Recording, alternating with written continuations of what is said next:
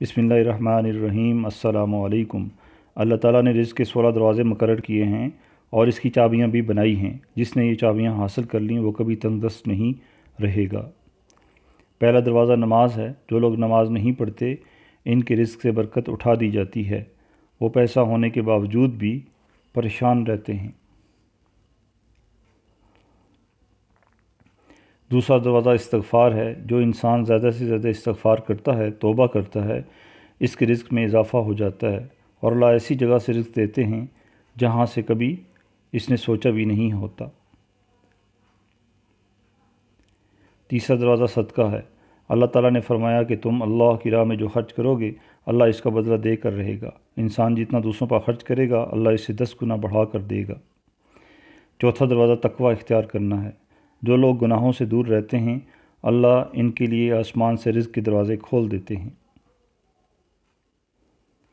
पाँचवां दरवाज़ा कसरत नफली इबादत है। जो लोग ज़्यादा से ज़्यादा नफली इबादत करते हैं अल्लाह इन पर तंगदस्ती के दरवाज़े बंद कर देते हैं। अल्लाह कहते हैं अगर तू इबादत में कसरत नहीं करेगा तो मैं तुझे दुनिया के कामों में उलझा दूँगा। लोग सुन्नतों और फ़र्ज़ पर ही तवज्जो देते हैं, नफल छोड़ देते हैं, जिससे रिज़्क़ में तंगी होती है।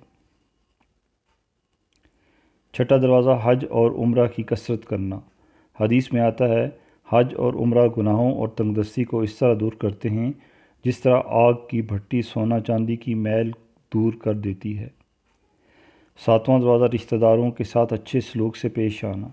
ऐसे रिश्तेदारों से भी मिलते रहना जो आपसे कत तल्लुक़ हों।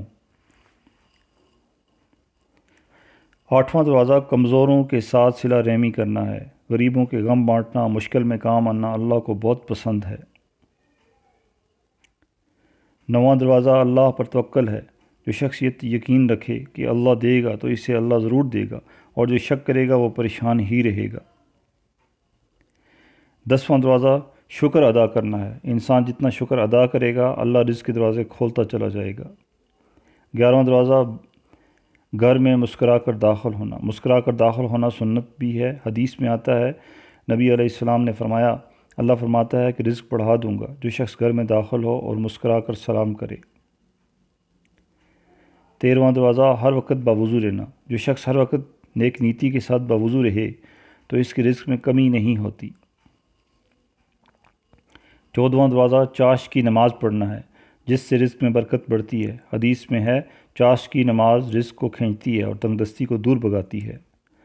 15वां दरवाज़ा रोज़ाना सूरत वाक़या पढ़ना, इससे रिज़्क़ बहुत बढ़ता है। 16वां दरवाज़ा अल्लाह से दुआ मांगना। जो शख्स जितना सिद्क़ दिल से अल्लाह से मांगता है अल्लाह